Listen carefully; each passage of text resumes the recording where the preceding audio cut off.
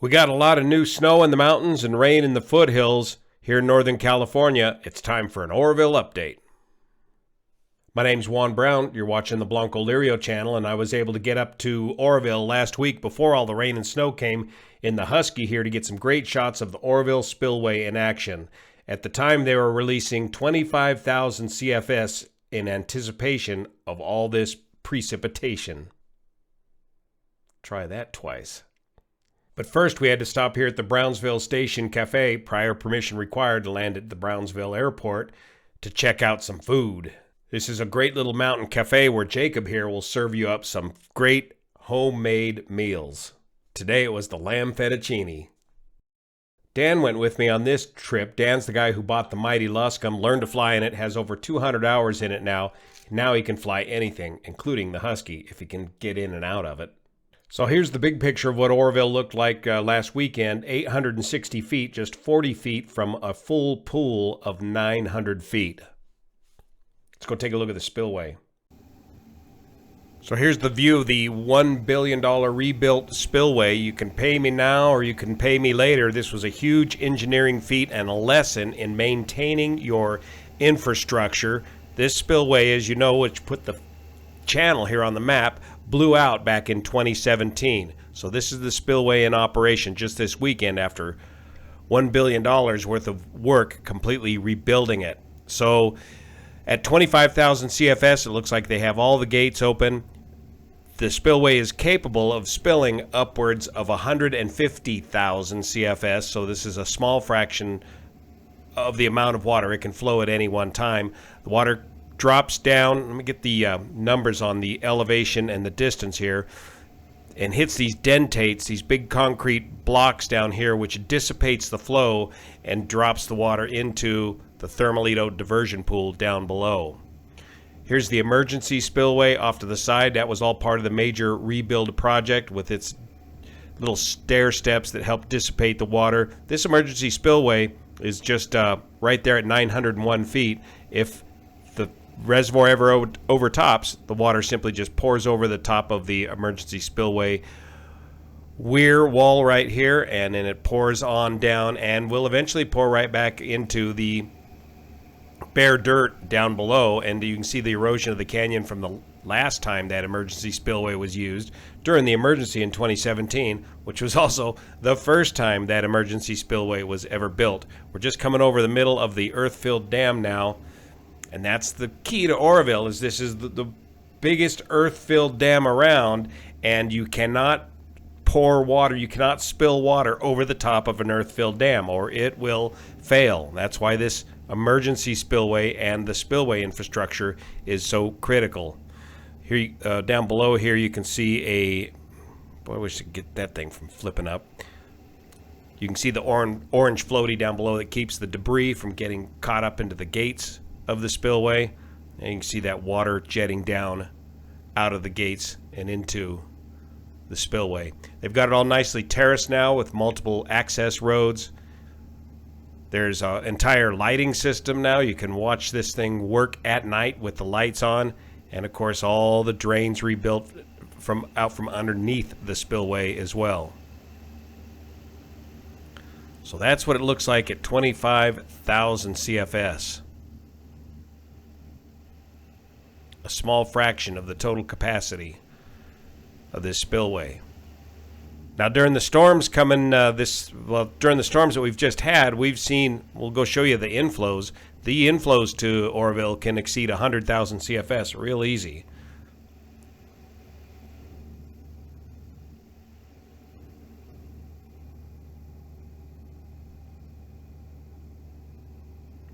The tremendous power of water. For a real treat, you get down here on this road and you can watch this in action and get covered by mist from the dentates knocking that water, dissipating that water, creating this huge plume of mist.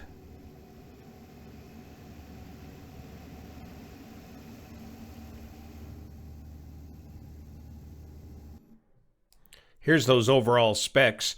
The spillway is about 3,000 feet long. It drops in elevation about 500 feet and is 178 feet wide, and the walls along the side of the spillway vary in height down from 30 feet. So if we go here to lakes, oops, that's Shasta, wrong lake. Stand by. So if we go to Lakes Online, Lake Oroville, today the water level is at 858 feet. So they actually brought the water level down a little bit in anticipation of all these storms. We're looking at the water level in blue is the current year. Green is 2024 and the red is 2023. So as the first series of storms came up, the water level rose quite quickly from about 840 up to 860 feet in elevation. Then they brought the water level back down a little bit as we're in the flood control portion of the year right now. We want the reservoir to level off nicely at a full pool of 900 feet right here in about the end of April, early May timeframe, because the Sierra Nevada mountains is our primary source of water. It's our primary reservoir. We're anticipating the runoff, the melt from the Sierras to top off the reservoir. In the meantime, this time of year, it's a matter of flood control to prevent this reservoir from filling up too quickly. So you want to create this nice gentle curve that kind of approximates the average of these 3 years here. Because as you know, here in California, Mediterranean climate, we have virtually no rain all summer long. And so we're relying on this reservoir to fill up during our winter rains and snow runoff, and then use that water throughout the dry parts of the year until the rain cycle begins around October or so the following year. Now looking downstream of Oroville to the southwest, Oroville feeds all 3 branches of the Feather River, North, Middle, and South Fork, into the Oroville Reservoir, and then feeds the Feather River outbound, which eventually merges with the Sacramento River and goes by all these various communities. Now these various communities, all this downstream infrastructure can only handle a total of about 150,000 CFS coming out of Oroville Reservoir. So they don't want to get in a situation that requires them to crank up that spillway to maximum capacity, because you're going to simply overwhelm and flood all these communities downstream. Oroville being one of 2 major reservoirs here in the North State, Oroville and Shasta, and then to a smaller extent Folsom to the south. Located here is the huge watershed for Oroville, all 3 forks of the Feather River feeding into here.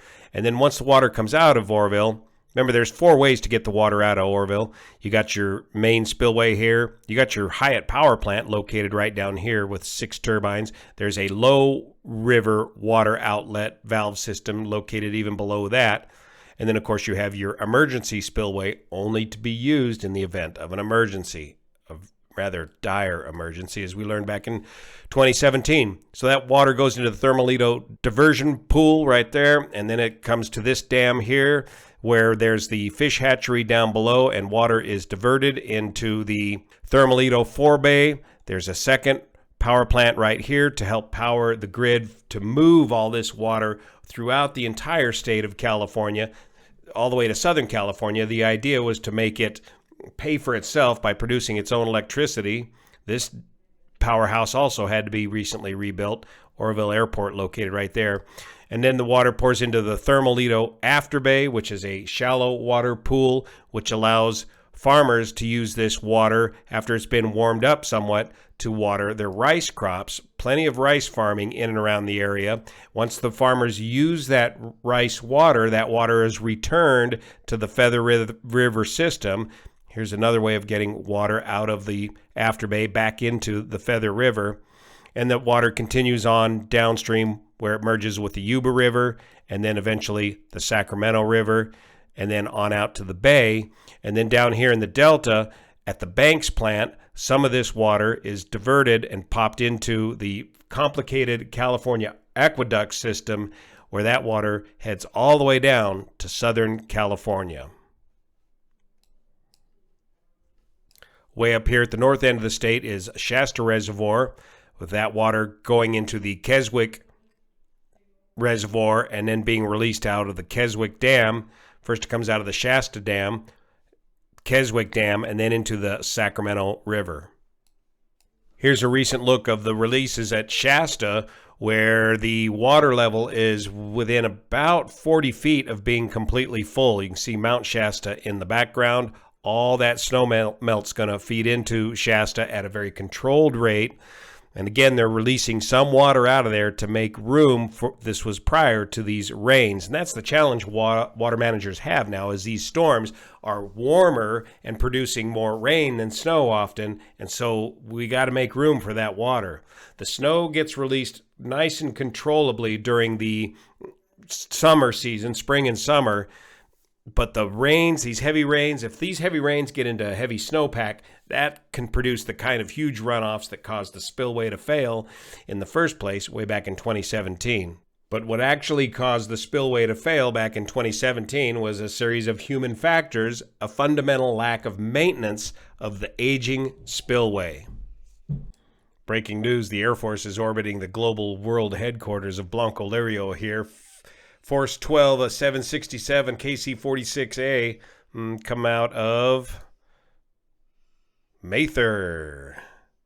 Operation Bamboo Eagle. I wonder who's up here getting gas today. Quick look at the current CDEC data for Oroville, the daily stuff. Here's January back on the 15th, where we had a very dry January and we got behind on our snowpack because of the dry January.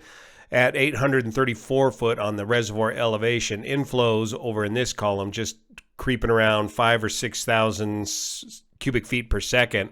And then finally we start getting rain here in February, and those inflows jump right up and peak out at 73,000 cubic feet per second. And so they ramped up the outflows to about 34,000 CFS and are currently at about 25,000 CFS.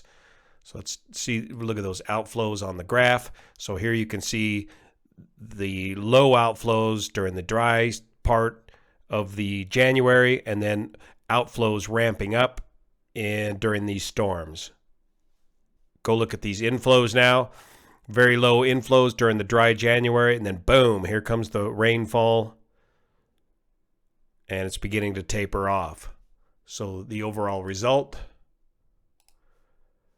reservoir elevation popped up to 863. Now they're drawing it back down a little bit in an effort to bring that reservoir up gently and safely. Flood control. So what a great fun trip. It's been 8 years now since the spillway failure put this channel on the map. It was back on 10 February of 2017 when I took the Mighty Luscombe up there and a little camera and showed everybody what was going on there at Oroville, turning this channel into a full-time job of citizen journalism, covering that story for 2 years. For those of you new to the channel, the BLANCOLIRIO name comes from, well, it's just a made-up name. It's actually my wife's channel, my Jenny. Jenny's from Spain. She made that name up years ago in an effort just to get on YouTube, and then I started posting these videos on her channel, the BLANCOLIRIO channel. Then the thing blew up all of a sudden, and it was too late to change the name, and now it's history. So I'll leave you with this view of Oroville out of Harvey and listen to the dulcet tones of the IO470 engines. Thanks so much for your support of this channel, especially the folks over on Patreon that make this content possible. See you here.